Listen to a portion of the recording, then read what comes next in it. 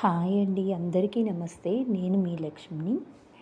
ఈరోజు నేను మీతో సాఫ్ట్ స్కిల్స్ అనే అంశం గురించి మాట్లాడబోతున్నాను. నేటి జాబ్ మార్కెట్లో సాంకేతిక నైపుణ్యాల కన్నా ఎక్కువగా సాఫ్ట్ స్కిల్స్ అవసరం. గత కొన్నేళ్లుగా భారతీయ విద్యార్థులు ఈ నైపుణ్యాల్లో వెనుకబడి ఉంటున్నారని అధ్యయనాలు చెప్తున్నాయి. Emotional intelligence, leadership, resilience, empathy వంటి నైపుణ్యాల లోపం వల్లే ఇంటర్వ్యూల్లో తిరస్కరణ, ఉద్యోగాల్లో తొలగింపు సమస్యలను ఎదుర్కొంటున్నారు. నిజానికి అవేమీ బ్రహ్మ విద్యలు కావు. నేర్చుకోవాలే కానీ మన పంచతంత్ర కథలు చాలు లోకజ్ఞానాన్నిచ్చే బోలెడు పాఠాలు నేర్పుతాయి. పిల్లలు కథలు వినటమే కాదు, వాటిలోని పాత్రలతో పోల్చుకుంటారు. వారికి తెలియకుండానే ఆ పాత్రలతో తమను తాము ఐడెంటిఫై చేసుకోవటం ద్వారా వాటి విలువలను, నైపుణ్యాలను అలవరుచుకుంటారు. జపాన్లో 7-8 ఏళ్ళు నిండకముందే పిల్లలకు మిగతా సబ్జెక్టుల కన్నా తమ సంస్కృతి సాంప్రదాయాలను ప్రతిబింబించే కథలు, కళలు ఎక్కువగా నేర్పిస్తారు.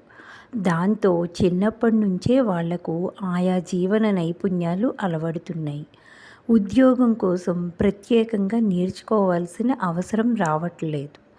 అలాంటి కథలు మనకు ఎన్నో ఉన్నాయి, కానీ ఆంగ్ల మాధ్యమం చదువులు వాటిని పిల్లలకు దూరం చేస్తున్నాయి.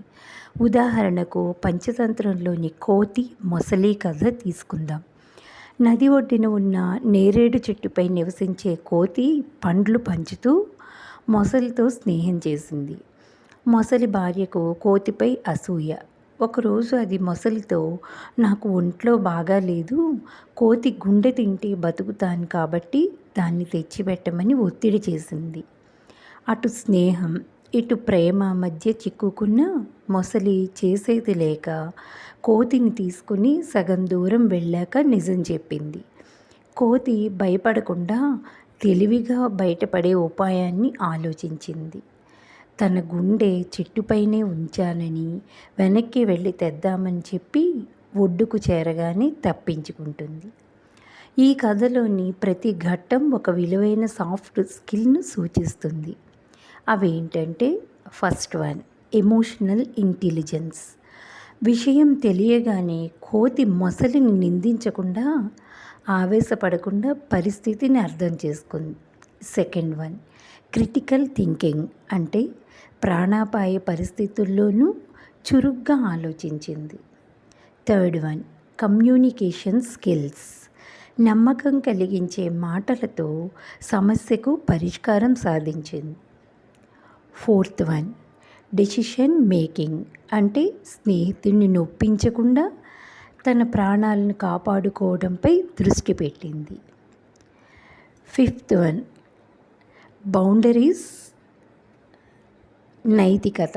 స్నేహమైన మరొకటైన అనుబంధానికి హద్దులు ఉంటాయని చాటుతూ తప్పుకుంది తప్ప ఆ కోతి ప్రతీకారం తీర్చుకోవాలనుకోలేదు.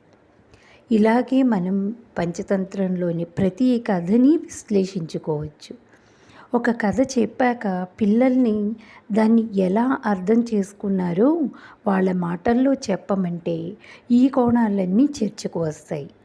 పసి మనసుల మీద అవి వేసే ముద్రలు వాళ్ళ వ్యక్తిత్వంలో భాగమైపోతాయి. అప్పుడిక జీవన నైపుణ్యాలు తెలియవన్న ప్రశ్నే తలెత్తదు. సరేనా అండి మరి?